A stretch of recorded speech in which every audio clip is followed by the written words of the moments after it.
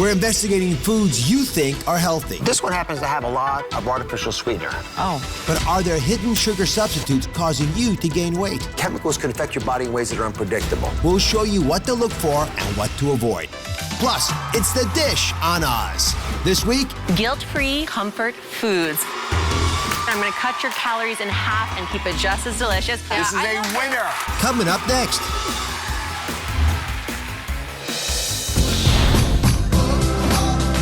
Y'all ready for season 10?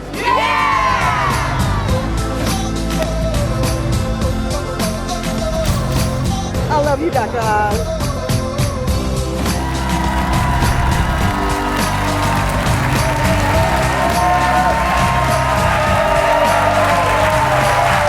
All right, now, I'm proud of you guys because soda, well, you gave it up because of the sugar. And then you gave up diet soda because of the artificial sweeteners. Sounds good. But you are still gaining weight. I hear it all the time. You're craving sweets and the bloat's making your jeans feel tight. So I want you to listen up because there are many hidden sweeteners in places you never even thought to look. Like right in here. That's right, packaged whole wheat sliced bread, English muffins.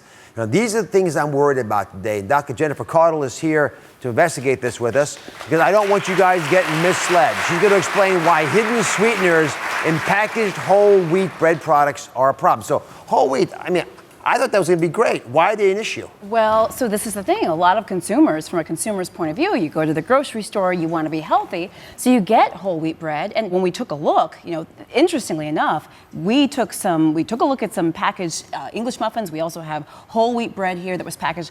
All of these that we looked at had added sweeteners. It's a big deal. Give me some details here, because I'm surprised, because we've always been saying that whole wheat bread was better for everybody. Well, that's the part about this that frustrates me, is people actually are hearing the message, they're doing what they think is best, right, and they're still tripping and falling, and it's not their fault. Well, and I think that's the thing, is I think it's about being informed, right? Being an informed consumer. So when we talk about added sweeteners here, we've got our added sweeteners. These are some of the things that we might find in bread and that we have. We've got honey, we've got agave, we've got molasses, we've got brown sugar. This is not necessarily bad, but they're added sweeteners, and that's what we have to know about. Now, the other thing is some of these products actually have 0-calorie sweeteners. And it's not just the sugar in the bread or the artificial sweetener. There's other things that bread makes you do. Well, that's true, and that's something I think about too. Think about breakfast, right? I pull out an English muffin, and what do? I smear some jam or jelly on it. So not only am I getting the artificial sweeteners here or the added sugar, but I may be getting that also with the jam or jelly I'm putting on. We have to keep that in mind. It may be more than we ever thought we were receiving. All right, I'll be right back to speak with you and finish up on this. But Stephanie and Sandra are here. They've dedicated their lives eating whole wheat bread. I'm proud of you for doing that. It sounds great. Before this show, I wasn't even aware of this problem. Are you surprised that there's so much sugar and even artificial sweeteners in your bread? Absolutely. Absolutely. I was completely shocked. Stephanie, why did you start using whole wheat bread, eating it? So I recently had a baby. She's 9 months old. Congratulations. And I gained 80 pounds with my pregnancy. So I was able to lose the 80 pounds, and what really helped me was switching to whole wheat and whole grain. And Sandra, you gave up artificial sweeteners completely. Absolutely. Yes, I did. I was feeling lethargic, tired, and just feeling really weird, and I wanted to just cut it out to make better choices for my body, and hearing this just is kind of unsettling. Well, you're not alone, because a lot of folks are concerned about artificial sweeteners. They don't feel like it's gotten them where they want to be. Yes. And the chemicals can affect your body in ways that are unpredictable. But I don't want you to worry. I've got a solution. Let me come back over here, and I'll be right back to you. Awesome. Hey, Dr. Caudle's back. He's going to tell us about the research on artificial sweeteners, because I heard Sandra say that, and that's something people are saying all the time. Yeah, absolutely. And a lot of us use artificial sweeteners to try to help us lose weight. Me included, how many of us think that if we use artificial sweeteners, it will help us lose weight because we don't want that full calorie sugar? Now, let me be honest with you. The studies are mixed. There are studies that say that using artificial sweeteners can help you lose weight, but there are studies that also say the opposite, that they can actually help you or cause you to gain weight. But no matter how you study it, we haven't yet proven that artificial sweeteners help you lose weight. So adding it to bread worries me. Now, the good news is there are whole wheat options that don't have any added sugars in them. You just need to know what to look for. That's exactly right. This is a typical package. Tell me if my whole wheat bread is sweetened or not? Well, so this is, I mean, these are certainly sweeteners, and this is what I want everyone to do. This is what we're actually asking for is be your own advocate. When you go to the grocery store, pick up that package of bread and take a look so you're educated. Be your own advocate and know what's in there. And when you go into the store and you see a bakery like this. Yes, yes. You can ask your baker if they're making bread that doesn't have artificial sweeteners. So then the question I'm going to come back to that you touched on is that there's probably a reason why there's a sweetener in there. Why would they add sugar, honey? It costs money to buy these things. I think they're doing it because they think it tastes better, right? And they don't think we'll buy it if we don't have a sweet enough product. And the whole grains can be a little more bitter. Yeah. So let's do a little test, all right? We want to know, do whole grain bread eaters actually tolerate having bread with no sugar? So I've got Stephanie and Sandra back there, both blindfolded. Then they can't see. Good. All right, I trust that. All right, now you've been tasting sweetened and unsweetened. Yes. Stephanie, you want to go first for us? I definitely think that the one to the right was sweetened. It was very sweet. Okay, did you like it better? To be honest, yes. Oh, it's okay, I want you to be honest. But, you know, to go with the healthier choice, I wouldn't choose that. All right, and Sandra, how about you? Yes, the definitely one on the right was much sweeter. I had a good taste to it, but it's not the healthiest, so I can't really follow. You can take your blindfolds off to see if you're right. And in fact, you are, which I'm proud of you. Oh, wow. It means awesome. You have taste buds. Yes. Here's the real question. If you realize that the unsweetened bread was better for you, does it taste good enough to eat? Or would you be paying a big price? It tastes good enough to eat. Stephanie? It tastes good enough to eat. Yeah. Guys, here's the big message, right? And it's an important one. When you send a message to the food industry, a powerful message, that people who are looking for healthier whole wheat bread do not want to buy sweetened stuff, they'll listen to you, right? If you buy unsweetened, they'll make it. And you can shift industry. We've seen that on this show over the last 10 years, over and over again. Check the labels, ask the baker, then vote with your purse. That's Caudle. Thank you very much. Thank you. Stephanie Sanders, thanks. Thanks for being honest. So much. Of course. Up next, we're revealing another food you eat every day that could contain artificial sweeteners. The investigation continues right after the break.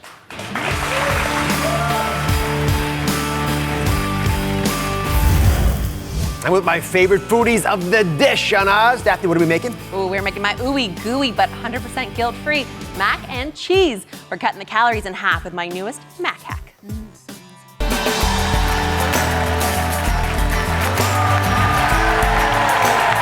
We've been investigating artificial sweeteners where you would never suspect them, and one of those food products is salad dressings. I asked the members of my audience to bring their favorite dressings in today. Let me show them all. Got them? Yep. Everyone loves salad dressing. I know why, it's easy. I get it. But a lot of you might be surprised about what's in this salad dressings. Mona, I sit next to you. Of course. Have you read the ingredients on these at all? Not really, no. The salad dressing, right? Yeah. So this one happens to have a lot of artificial sweetener. Oh. Does that surprise you? Yeah, it does surprise me. I don't want to put artificial anything in me. You use artificial sweeteners and anything else? No. You don't. So it's a little bit awkward to acknowledge now that we've got a lot of products that are on the market, including salad dressings, that have them. So the question then becomes, which salad dressings are the healthiest? Which ones are the freest of additives that so many of you guys are trying to avoid? To help me out, I've got the uber nutritionist and food expert, JJ Smith. Hello. Welcome to the show, JJ. Good to see you. She's going to give us a salad dressing buying guide so you know the right dressings to buy so we can avoid future mistakes of the nature I just saw. So what do we usually find when we go to the grocery store and see these salad dressings? Okay, most store-bought dressings have refined industrial oils. That doesn't sound good, right? No. They have artificial colors, they have preservatives, and they even have artificial sweeteners. I mean, who would have thought that? I told you, Mona. See? Told you. Yes. And these are all things that we don't want because they're not as healthy and they don't support weight loss as well. Let's focus on artificial sweeteners. So Okay. if you want to know what to look for in the label, help us out. Okay, so we all know about the blue, yellow, and pink packs. So the blue packs are generally aspartame, the yellow is sucralose, and the pink is saccharin. And it's important to look for those names when you have a salad dressing because you're looking for those. And the reason why they cause us to crave sugar, which will cause us to eat more sugar. And I mean, at the end of the day, we're eating a salad because we want to lose weight and get healthy. Right. So those things work against weight loss. It's the same arguments we've been making about these in general. It's not that they're dangerous for you. They just don't do what we would hope they would do for you. Yes, they're not ideal. Now here's the catch. Okay. If there's not artificial sweeteners in there, then there's often real sugar in there, right? Yes, real sugar. A salad dressing has a rule to it. What's the maximum number of grams of sugar we should allow in a regular salad dressing? Okay, this is a great guideline. If you look for 5 grams of sugar per serving or less, you're generally going to be good. So we look for the 5 grams in that food label. Yes. I know. The other problem that I've seen is a lot of folks just don't have one serving of salad dressing. Right. I'm the same way, guys. You see it all. You douse the salad with the salad dressing, right? So give me a couple to help us extend our salad dressing. Okay, you can basically add horseradish, maybe some grated Montego cheese, some herbs. Just add a little things to add more flavor and to give it more substance. That's one serving over there. One serving. Like this. For a lot of people, this just isn't enough. Yeah, that makes it bulky enough and doesn't add many calories to it. Right. But the other part about it that always worries me is if I see salad dressings in the cupboard for years on end, I wonder, how does this stay usable? Yeah, right. Okay, this is the important key. You want to get salad dressings that are refrigerated, because think about it this way: refrigerated means fresher ingredients. Plus less preservatives. Yeah. You don't need synthetic stuff. JJ, I like it. Extend your salad, stay healthy. We'll be right back.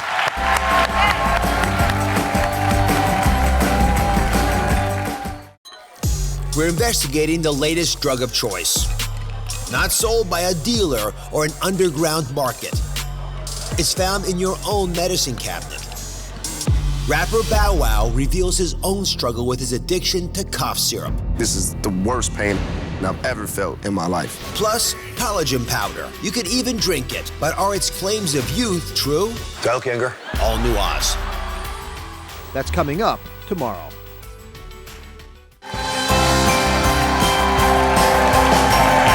There's always a new ingredient trend in skincare, from things that sound very familiar to others, you've never heard of. I mean, caffeine you've heard of, but charcoal, and how about snail slime and all the other ones back there? But how do you know what actually works? Today I'm asking the question, could something as simple as a vitamin B3 in particular, be the tried and true ingredient you need to be using on your face? Here to tell us more is Olay principal scientist, Dr. Frauke Neuser, who's here on behalf of my trusted sponsor partner, Olay. Hello. Encyclopedic knowledge of this stuff. Vitamin B3, are you a big believer? I am actually. So vitamin B3, or more specifically niacinamide, is a true multitasking ingredient, which delivers more cosmetic skin benefits than other vitamins. So let's see, it's been proven to increase surface cell turnover, to strengthen skin's moisture barrier, to smoothen the texture of skin, to reduce fine lines and wrinkles, to even out skin tone, to make your skin look brighter. I mean, I'm running out of fingers here. Yeah, I'm saying, so many things that Wikipedia next to me here. Right. And so Olay was actually one of the first brands to put vitamin B3 into everyday skincare products almost 20 years ago. And so we have received over 100 patents, we've run over 80 clinical studies, and they just show us time and time again just how powerful this ingredient is in terms of delivering visible results, which is why we really pack it into our products. We talk about B vitamins in general a lot, and B3 in particular, because it's so important to get into our bodies. So thankfully we can eat it a lot of times. Is that not enough? Well, you would have to eat a lot of B3 to get the same amount that we pack into our Olay products. How much is a lot of B3? Well, let's have a look, shall we? Yes. Powerful comparison. So what I've brought here is this product to show you just how much vitamin B3 is in there. So this little dollop you see here, that is about 1 gram of this Olay Regenerous Whip, which is about 1 dose, 1 usage. And that contains, wait for it, as much B3 as 50 cups of kale. And you couldn't possibly eat 50 cups of kale, nor would you want to. Even my audience couldn't pull that off. No one can do it. So that's a lot of kale, but then I want to show you how much there is in a jar of Olay, because now we're talking 2,500 cups of kale, which is all of this multiplied by 10. And you see the kale falling here behind me. And by the way, you still have to eat your kale. Yes. And put the Olay on your face. Don't mix the two. Who wants some kale here? Kale? Grab some kale. Come on over, it's welcome. So to tell you more about B3, because I know you're not going to eat your kale. This is some people's worst nightmare, by the way. Here. Yeah, kale, and you get some kale, and you get some kale, and you get some kale. Oprah will be so proud of us. But I want to talk a little bit more about B3, because in all seriousness, we'll get the other side of the audience is jealous now. But B3 is important in skincare products. We've got the beauty director at Shape and Parents Magazine. Tell us about it, Kate Sandoval Box. And she's here on behalf of Olay as well. It is impressive how much B3 we would actually need to make an impact. Teach us a little bit about what you have learned writing about this. Right. So I get so many questions about skincare ingredients and also the best diet to follow to get beautiful skin. But the truth is, even if you did eat all of that kale, the rest of your body is taking and using it all up. It's never actually getting out to your skin cells. So that's why it's so important and way more effective to put a vitamin like B3 directly on your skin. That's where you want the benefit, that's where you should put it. And I love vitamin B3 specifically because there is so much clinical data out there that proves to me that it works. I feel totally confident telling my readers to use it. Your readers, speaking of them, they vary in age, right? You've got very young readers and folks who are more mature. So how does B3 change their lives depending on how old they are? So I always say to all of my readers that it's never too early and it's never too late to start using great skincare. So in your 20s, what you're going to see when you use vitamin B3 is that it's going to give you that really glowy, fresh, bouncy skin that you want. And then as skin matures, it's been called the fountain of youth for a reason, and that's because it addresses all of those things, fine lines, wrinkles, even that loss of firmness that starts to happen. So Frauke, as much as the audience loves kale and other sources of B3, you have a more efficient way for us to treat our skin. Absolutely, and it actually takes quite a lot of smart science and craft to create products that are both delightful and effective. And Olay's formulas are optimized for B3 penetration into the skin, allowing it to reach 10 layers deep into the skin surface. And then you, of course, want to combine it maybe with other cosmetic ingredients for more specific benefits. And I have two examples here. So first, the new Olay Brightening Eye Cream, where we combine the B3 with vitamin C to help brightening the under eyes, which is an area that many women struggle with, myself included, I have to admit. And then here in the Olay Regenerist Whips Fragrance-Free, we combine the B3 with peptides to tackle skin elasticity and reduce the appearance of fine lines and wrinkles. One of the things I love about having you here is you bring data. Do you actually test your products on real people? So you've got studies. Yes, we do. Walk us over here. What did Olay find when it started looking at women and how they responded to the different products? Right, so we actually just recently did a 28 study in which women used a regimen of B3 containing products. And what I'm showing you here are some of these before and after images. And let's start with these ones here. So this is a full face image. This is the before. This is after just 28 days. And I think you can really see overall how the skin looks brighter, more even, clearer, and again after just 4 weeks of usage. But then let's zoom in on some of these typical problem areas. So first, the forehead. Again, this is the before. You see some blotchiness, you see some roughness, quite a lot of pores. And then after 4 weeks, it's just generally more even and smoother, and the skin tone is just brighter. It's a big difference. And then I also want to just have a quick look at the cheek area here. And again, similar, can you see some of that hyperpigmentation, the brown spots from the sun, the pores? And after 4 weeks, again, everything is just smoother, more even and bright. And that's what we love about B3. So here's the thing. I gave away kale, and they were momentarily satisfied, but you just convinced everyone there was a better way of doing this. So I think everyone's skin enjoys a little, could enjoy a little B3. What do you guys think? Can we do something about this? Can Olay make a difference in their lives today? I think so. She thinks so. Here's the deal. Thanks to our partner Olay, you're all going home with the new Olay Brightening Eye Cream and the new fragrance-free Olay Regenerist Whips. Use it in good health, and we will be right back. Eat your kale, too.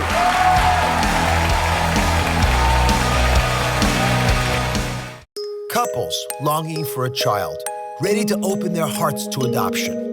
Excited, anxious, and catfished. How can you spot the warning signs? All new Oz. That's coming up Friday.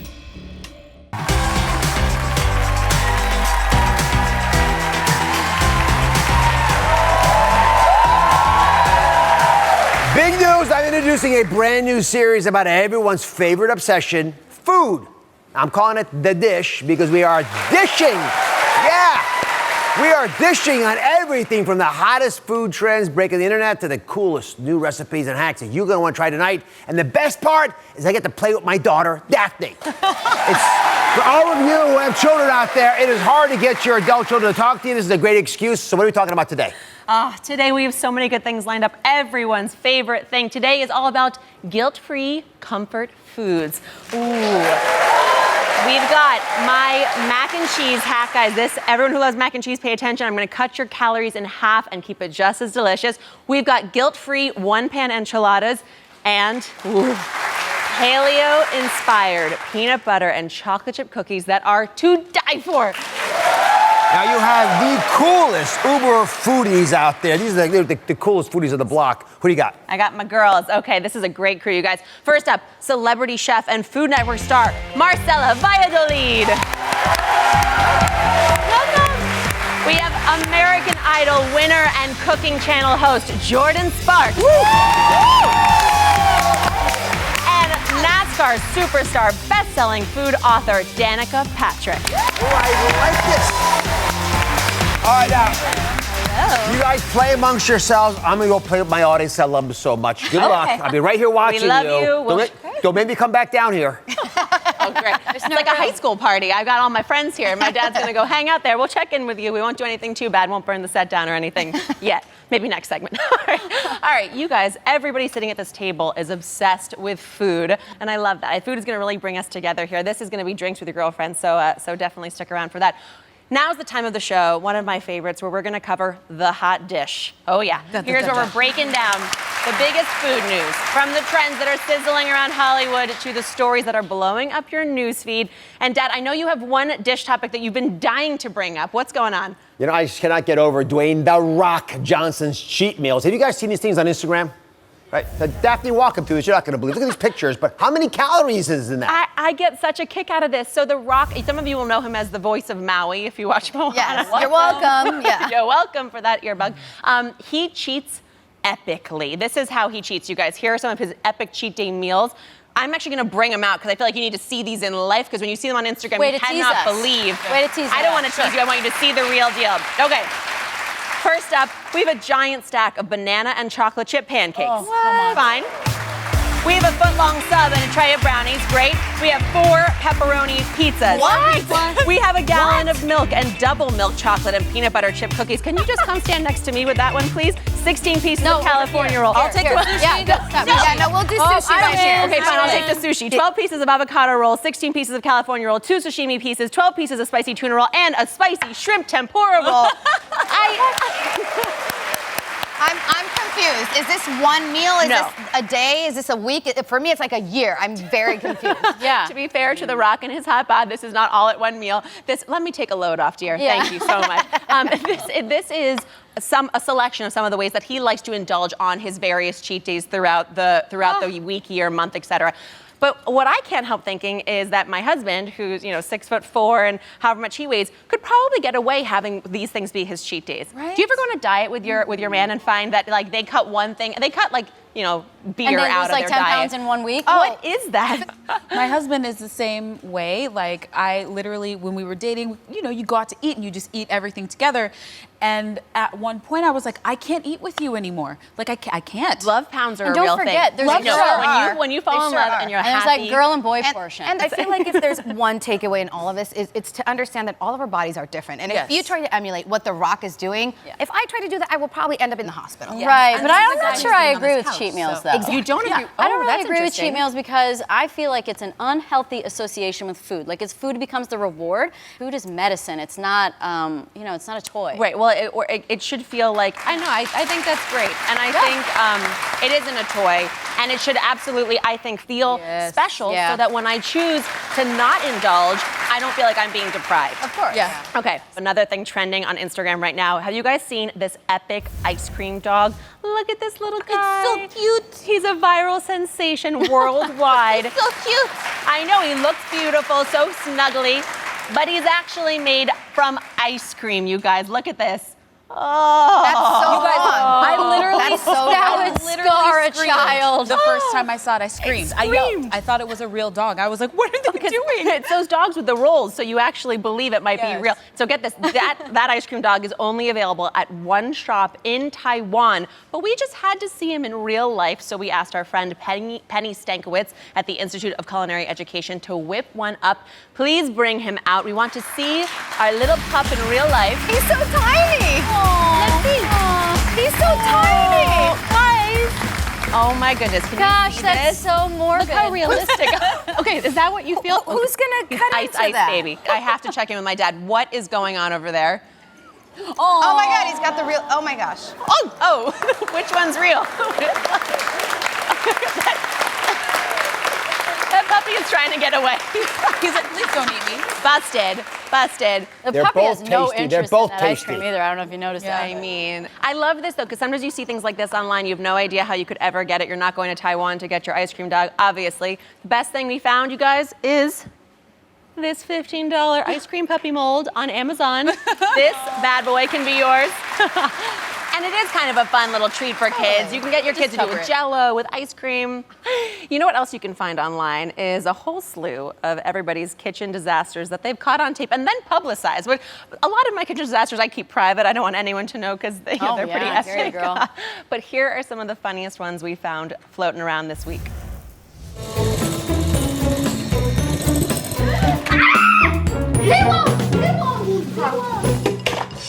Strawberries and tomatoes and peppers and olive oil.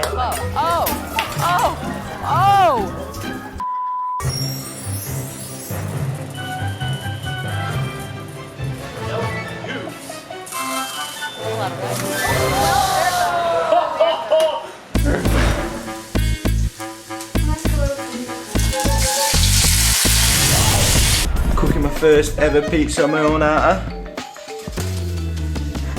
Oh my. Not your pizza. There you go.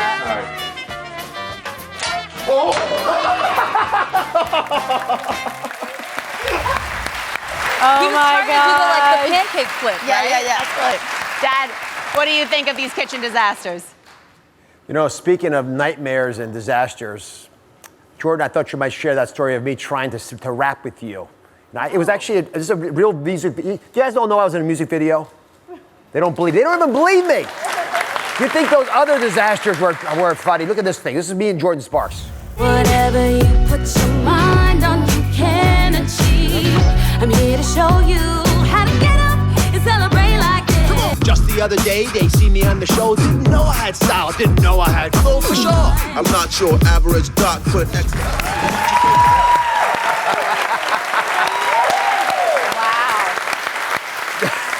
We did that with a partnership for a Healthier America, and to encourage kids to get up and get moving, and to be a part of something like that was a blast. So thank you for being a part of it, Doc. It was amazing. All right, we are gonna keep up with the dish. We are serving up my guilt-free mac and cheese coming up next. It is half the calories of the real stuff, so you won't have to worry about going in for that second bowl. Don't go away.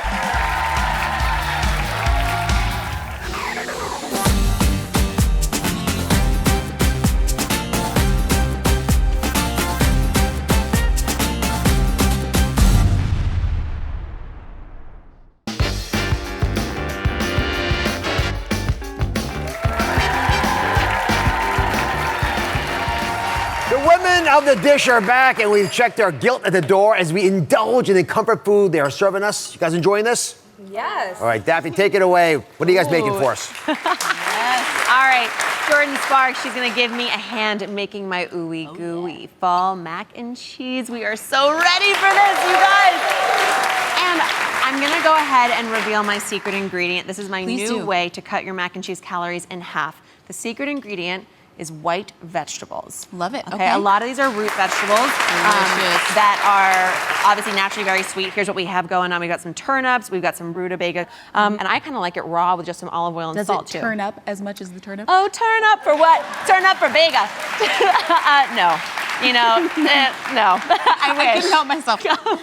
So here's what I have going on here. I have a little cauliflower. I have that rutabaga cut up, and I also have some parsnips. And actually, if you'll give me a hand, I have some cut up sage there. Sage, just sprinkle that all over everything. Okay. I'm a big fan of a sheet pan meal because it's really set it and forget it. You put this in when you get home from work, and it's just gonna roast up and perfume your home. And you have a quick little garlic hack. I do. Okay, so I love to roast garlic. And the thing is like, we don't want to walk around with garlic fingers, right? And I have my little son, I don't want to put garlic hands in all of his face. But so instead of doing the half and putting it in there and having to squeeze it with all your fingers, you take the garlic cloves, you put them in this little pouch, and then you put it on the pan. as well, so it all cooks at once. I see. So you peeled the garlic first. You throw it in your little pouch there. Peeled the garlic, and then we're gonna just do a little bit of olive oil on the garlic, a little bit of salt. Amazing. That's all you need, and then you just make a little pouch and put it inside. And another nice little thing, actually, because a lot of people will roast the whole bulb. Yes. When you do it like this, they're going to roast at the same time, and then you don't need to go in and squeeze it after that. And I love garlic, and I'm never giving it up, just FYI. But I really do need to know, I know you have a tip for garlic breath that would help me out, I think. I do, and I also just noticed your garlic fingernail. These are amazing. Thank you. you. See these little glamour? I mean, I love that. It's like wearable jewelry.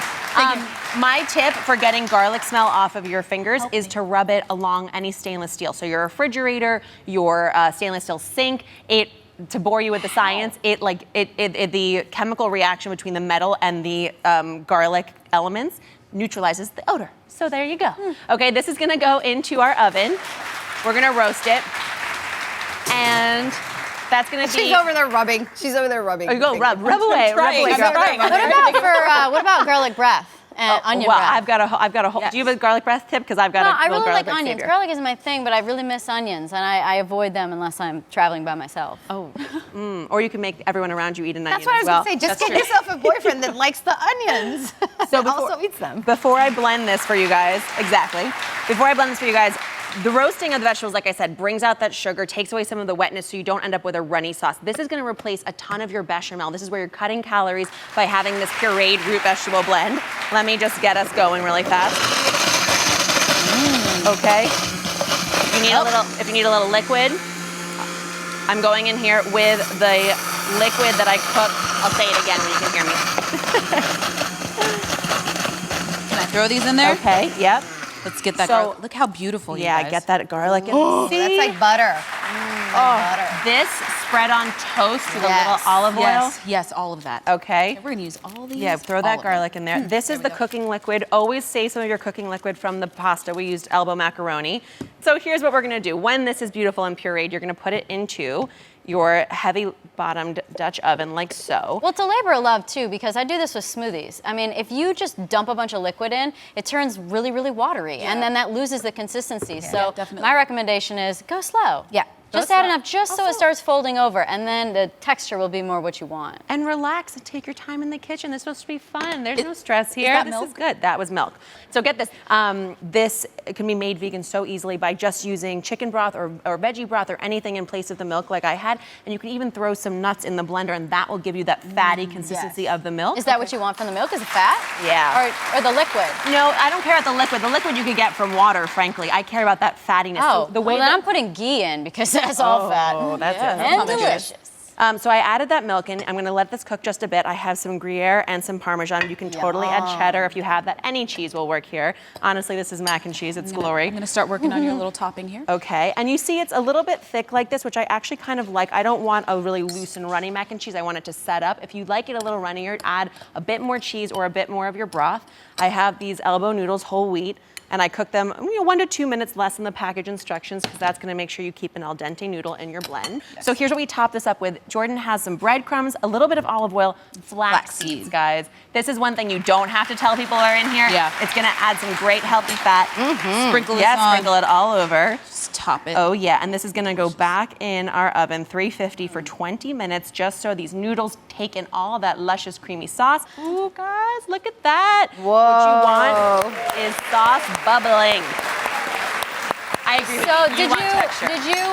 So would you recommend that, like, you baked it, right? Yes. Would you broil it at all at the end, just to kind of You can definitely give it a little extra there's crunch, the a little green. dark There's golden your brown green. for sure. My dad has a taste panel over there. What do you guys think? Is it as good as First of the all, original? I think this is better than the original. The omega-3s from these flax seeds, what a show-off you are. I love it. Chris, you've got a 5-year-old.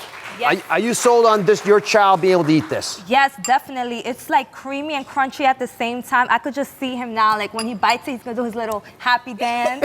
I'm so excited. I can't wait to try it. This is a winner. It's a winner. You guys can find this recipe on droz.com/thedish, and all of our shareable pics are on Instagram @thedishonoz. Up next, you guys, Marcella's one pan wonder. It's a guilt-free enchilada. Don't miss it.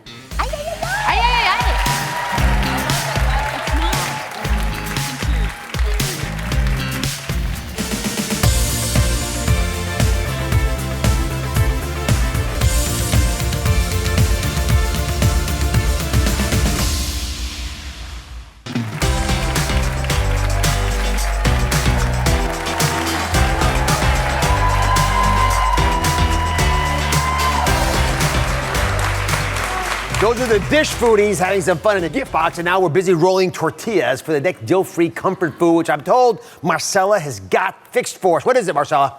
I am making my guilt-free one-pan wonder enchiladas. Show me, girl. They're coming. Now, what I love about this, when I was a kid growing up in San Diego, I couldn't find any of the ingredients. Now you can find all of these beautiful Mexican ingredients across the nation, which is amazing. So you've got jalapenos, you've got garlic, you've got some onion, you've got some cilantro, and you've got the flavor in the salsa, which is the tomatillo. Oh, sounds so good. So what we're gonna do for the salsa makers of America, you're gonna love this one. It's really, really easy. So you take those tomatillos, you take the onion, you take the jalapeno, top them with water, about an inch over the ingredients, covered with water, and then you're gonna bring it to a boil, reduce to simmer, and cover, and you're looking for this beautiful olive green color. That's the secret. And the other secret is you don't wanna let them burst. If they burst, you lose all the flavor from the tomatillo, right? So once you have those ingredients, you're gonna go in the blender, and it's as easy as that. So what we're gonna do, this is another really important trick. When it comes to garlic, I like it to be evenly distributed in the salsa or the sauce. So what I do is I add the garlic. Because that's raw now, right? Exactly. Okay. A little bit of water. So you add that in, and you let it go just for a couple seconds to kind of break it down, and then you add the rest of the ingredients. So that way you don't get like giant chunks of garlic when you bite into your salsa. So we can add these guys in here. Okay, you will be my bean person, my bean masher. Oh, fantastic. I'm mashing beans? Yes. Okay, perfect. Well, I'm gonna need some mashup music then, please. Oh. Something to groove to. Okay, so I just put it in here, right? This Super easy. I've got some warmed up vegetable broth. I've got some beans, and you're gonna mash it just like you would mash a mashed potato. And a little bit of garlic powder. Okay. Always plenty of salt. So as you can see, we're keeping it vegetarian. So you're gonna mash, mash, mash. Got it. Well, this is a good job for my muscles, I If think. somebody's got the guns for mashing, I would have to say it's Danica. Focus on the food, though. I think that's more important than my muscles. No, we need to focus on the guns right now with the mashing, because that's insane. So once you're done with the mashing, what I like to do, you don't have to add the dairy if you don't want to. I like to add a little bit of cheese. That's gonna help your beans or your bean mash kind of bind together. So you're just gonna mash it. Because what happens when you cut into that enchilada, you want to get a little bit of that cheese pull. So that's how you're going to get it if you add some cheese. So is it really for the stick? Because the beans are sticky, let's face it. Yeah. So is it really for that, or is it just because it's cheese? It's because it's cheese and you want that cheese Oh, it tastes pull. better with the beans because the beans are so good for you. You want to eat more of them. Yes. You want the proteins, cheap, fiber. The cheese is an excuse. Marcela, I know you from San Diego. Yes. It's Southern cuisine. Yes, this is true. It's so close to the border, it's practically Mexico. So in Mexico, we would actually have, grandma or mom rolling up the tortillas and filling them with the beans. We are in New York right now, so Dr. Oz is actually filling tortillas with frijoles, with beans over there. Well, we were filling them. I started eating the bounty, but I cannot wait to taste your version of this. I'm so good. I'm like a cigar maker over here. I'm halfway done. Make me another one. I'm so impressed. You could be Mexican, Dr. Oz. I'm so impressed, right? So what we're gonna do, you fill these guys up, just like Dr. Oz did, and then you've got that green salsa over the bottom. Oh, yes. I'm gonna get in here and try it because it just smells so delicious in the studio. Teasing us. Pour the salsa verde over. A little bit of cheese, and I'm gonna pop this in the oven, 350 for about 25 minutes to melt the cheese. And then it comes out looking like this golden brown, perfect amount of limey tomatillo salsa spice on top, that little bit of cheese to mellow it out. Danica, this is all you, girl. Oh, okay. You guys can find this recipe on DrOz.com. Am I supposed to eat it with my hands? Oh, here you go. We saw the guns. Get in there with your hands. Hot enchilada. Beautiful. That's gorgeous. This recipe Can I help you on top it? DrOz.com. Up next, if you have a sweet tooth, you won't want to miss this guilt-free ending to our meal, you guys. It is the easiest paleo peanut butter chocolate chip cookies ever. Stick around. Oh, with my hand? The latest drug of choice is found in your own medicine cabinet. Rapper Bow Wow reveals his addiction to cough syrup. This is the worst pain I've ever felt in my life. All new Oz. That's coming up tomorrow.